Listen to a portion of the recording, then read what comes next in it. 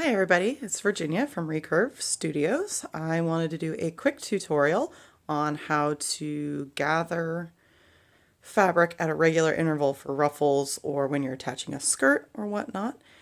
So here we go. Okay, so I've already taken this piece of fabric and I have serged, or well, not serged, I have zigzag stitched a piece of cord here.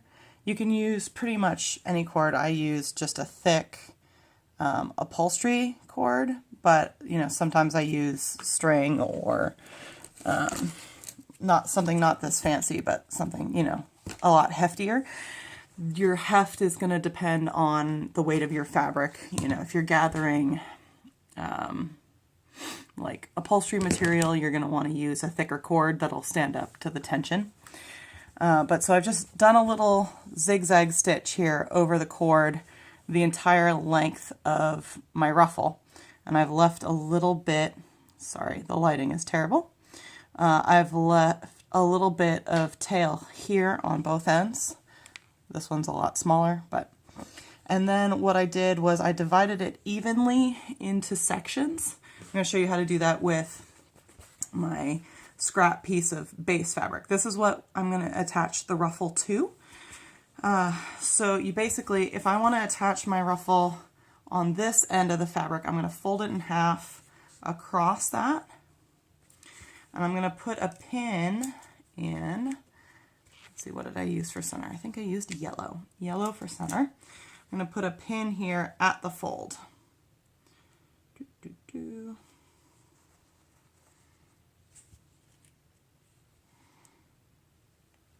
Okay, so you see I have a pin there at center.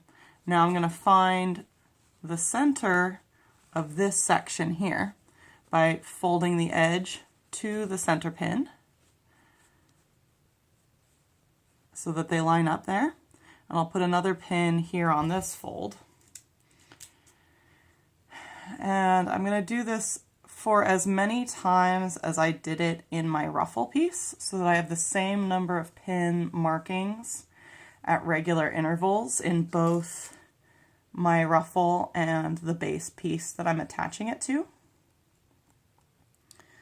So you see I did it 3 times here, dividing it into 4 sections. Now I'm going to do it again because the ruffle piece is a lot bigger. It may not seem necessary on such a small piece, but when you're ruffling something, the smaller the intervals of your pins, the more regular your ruffle is going to be.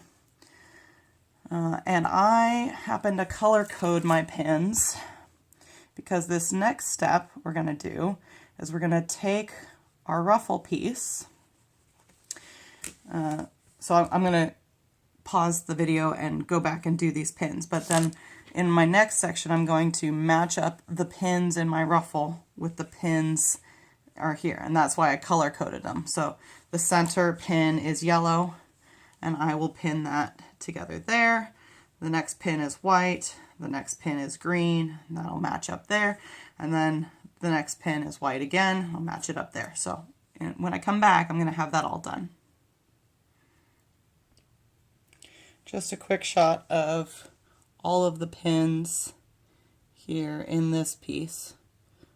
Goes white, green, white, yellow, white, green, white, all the way across. And my ruffle section does the same thing. White, green, white, yellow, etc. So now I'm going to match up the pins and pin them together, and then I'll show you how to pull the cord to get the ruffle. Okay, so this is where the magic happens, so I want you to get a really good shot of this. So I take my cord from this end and my cord from this end, and I'm just going to pull. Now, the only problem with this is that sometimes the tension is too much for your pins to hold, so sometimes you want to take your fingers and pinch the very end of your fabric together and then pull, and you'll see it's starting to gather there. Now, I can feel that this is such a big gather that my cord sort of wants to break, which is super bad news, because then you've got to unpin it, put in a new cord, pin it again and then try to do it again. So sometimes I'll do a couple sections at a time when it's such a big pleat or gather like this. It's not a pleat, it's a gather. So the great thing about the way we've pinned it is we can do small sections at a time.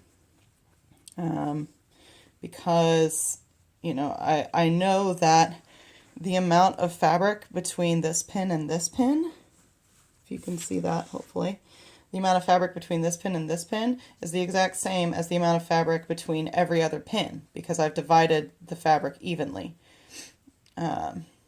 So I'm going to take this over to my machine and stitch down these two sections, and then I'll come back and pull the next sections and stitch them down kind of two sections at a time here. Okay. Okay, so one thing that is super important to remember is that you do not want to stitch over your brain. I can do words. You don't want to stitch over your gathering cord, because that's going to make it not move freely within this zigzag channel, and that's going to not let it ruffle.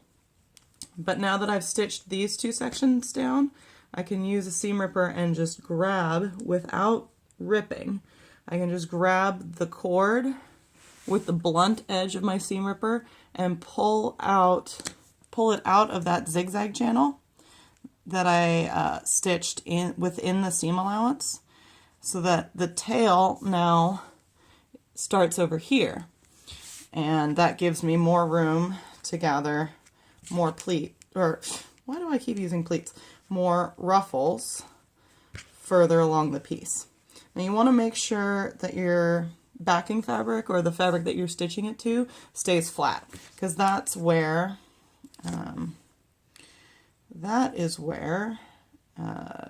you're gonna want to not lose any of this distance by accidentally gathering this fabric also. So I'm just going to go and do that same thing for all of the rest of it, and I'll show you what it looks like at the end. Okay, one thing I did want to try and show you, actually let me see if I can bring it around to this side, is that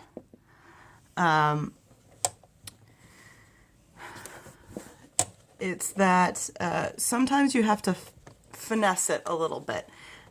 So like this part of the ruffle is wanting to come past the pin that it's at. So I put my needle down and lift the foot up so that I can just kind of scoosh that ruffle to where it's supposed to belong. And then I'll put the foot down and do another stitch until I get to that pin. Take the pin out, lift the foot again, pull on the cord a little bit, make sure it's nice and tight against that backing fabric, but also not so tight that it ruffles the backing fabric. And then do the same thing again. Now this is where you can see it's really important that your zigzag stitch is within your seam allowance, because I generally leave that zigzag stitch in. I don't take it out afterwards. And so if you don't have it in your seam allowance, you're going to be able to see it on the front side of your fabric. Which is not something that looks professional or finished, or, you know, for those of us who are a little more compulsive about the way things look. It just does not seem as nice.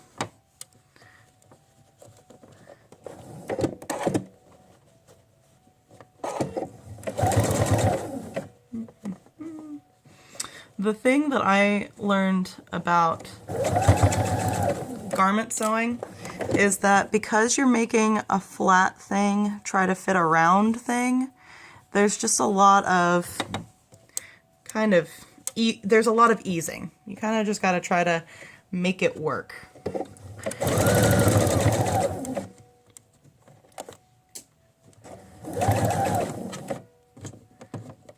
And there I've reached my seam of that first portion that I stitched, but I'm going to go over it, you know, maybe about an inch or so, just because I tend to not back tack as much as I should probably, which I'll do here, but I definitely don't want that end that I didn't back tack to come undone. So then I've brought my piece over here. I'm going to pull the cord all the way out so that my gathering cord's completely gone. I'm going to give it a little press. Whoop. This pin's still in there. Whoa, and you are way over there. Sorry, sorry. So just give it a little press.